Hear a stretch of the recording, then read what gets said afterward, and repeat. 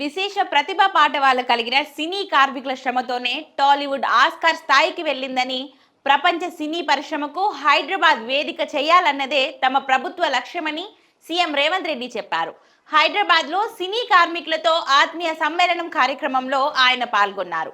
ఈ సందర్భంగా సీఎం రేవంత్ రెడ్డి మాట్లాడుతూ, ఇక నుంచి సినిమా టికెట్ ధర పెంచాలంటే కార్మికులకు 20% వాటా ఇవ్వాలన్నారు. వాటా ఇస్తేనే టికెట్ల పెంపునకు జీవో ఇస్తామని ఆయన స్పష్టం చేశారు.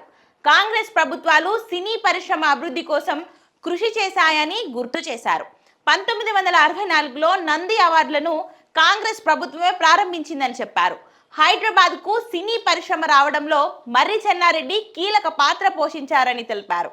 నటుడు డాక్టర్ ప్రభాకర్ రెడ్డి సినీ కార్మికుల కోసం 10 ఎకరాలు ఇచ్చారని సీఎం రేవంత్ రెడ్డి తెలిపారు. గత ప్రభుత్వం నంది అవార్డులను పట్టించుకోలేదని, తాము అధికారంలోకి వచ్చాక గద్దర్ పేరు మీదుగా గద్దర్ ఫిలిం అవార్డులు ప్రకటించి పరిశ్రమను ప్రోత్సహిస్తున్నామని తెలిపారు. హాలీవుడ్ ను హైదరాబాద్ కు తీసుకువచ్చే బాధ్యత తనదని ఈ సందర్భంగా సీఎం హామీ ఇచ్చారు. చిన్న సినిమాలను తక్కువ చేసే ప్రసక్తే లేదని, కార్మికులకు ఆరోగ్యశ్రీ ద్వారా ఉచిత వైద్యం అందిస్తామని హామీ ఇచ్చారు. కృష్ణానగర్ ప్రాంతంలో సినీ కార్మికుల పిల్లలు చదువుకునేందుకు కార్పొరేట్ స్థాయిలో ప్రభుత్వ పాఠశాలలు నిర్మిస్తామని సీఎం రేవంత్ రెడ్డి చెప్పారు. కార్మికుల కోసం వెల్ఫేర్ ఫండ్ ఏర్పాటు చేసుకోవాలని, అందులో ప్రభుత్వం తరపున 10 కోట్లు ఇస్తామని పేర్కొన్నారు. కార్మిక సంఘాల అసోసియేషన్ భవన్ నిర్మాణానికి ఆర్థిక సాయం చేసేందుకు సిద్ధంగా ఉన్నామని తెలిపారు.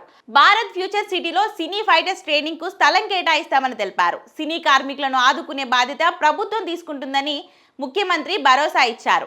నవంబర్ చివరి వారంలో సినీ కార్మికులతో సమావేశం అవుతామని, ఆయన తెలుగు ఫిలిం ఇండస్ట్రీని చూసి ఇతర ఇండస్ట్రీలు నేర్చుకునేలా తయారు చేస్తామని హామీ ఇచ్చారు.